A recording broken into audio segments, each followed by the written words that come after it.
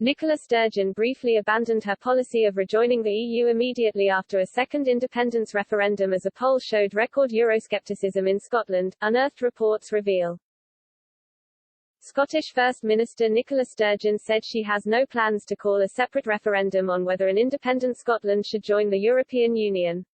She said a detailed prospectus would be put to Scots ahead of any second independence referendum, and she claimed most people would want to be part of the EU again.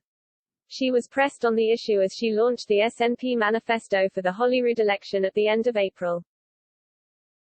Ms. Sturgeon said, "That's not my policy. Just as in 2014 when people had a detailed prospectus on which to base their vote, that is my intention for a future independence referendum too." She insisted the case for independence is winning hearts and minds across Scotland almost every single day. In a surprising turn of events, though, a few weeks later, Mike Russell, the Scottish Constitution Secretary, disputed Ms. Sturgeon's claims, insisting it would depend on the circumstances at the time whether to hold such a vote. He also claimed it could be desirable to ask Scots about rejoining the EU. Mr. Russell, who is also SNP president, said his personal view was it was not necessary but there are circumstances in which you could say it would be desirable. The Scottish Tories said the SNP's mixed messages showed its EU policy was shallow and unclear. Since Brexit, Ms. Sturgeon has indeed given contrasting statements on the issue. In March 2017, it emerged she was to abandon the SNP's policy of rejoining the EU immediately amid record Euroscepticism in Scotland. Just a day after the Scottish First Minister demanded a second vote on independence, senior SNP sources told the Daily Telegraph that Ms. Sturgeon wanted to try to join the European Free Trade Association (EFTA) instead. They said that Ms. Sturgeon saw EFTA membership as a more realistic goal than full EU membership. Ms. Sturgeon reportedly feared that the SNP's long-standing policy of an independent Scotland joining the EU would have put off the 400,000 voters who backed independence in 2014 but also voted Leave in the EU referendum.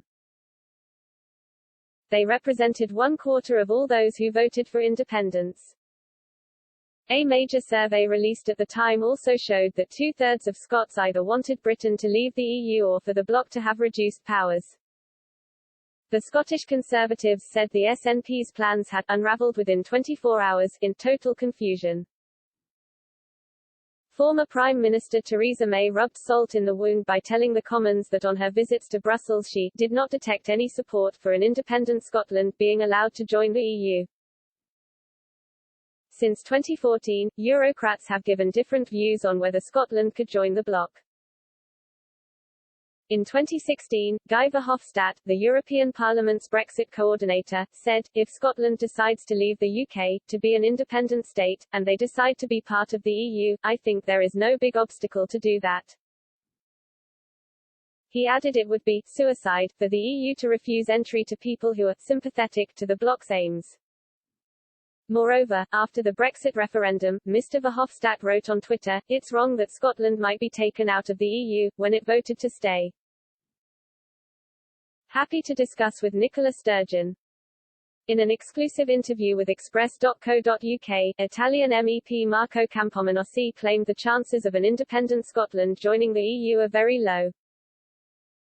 However, he revealed how, in order to disrupt internal politics in the UK, Brussels did court Ms. Sturgeon at the beginning of the Brexit talks.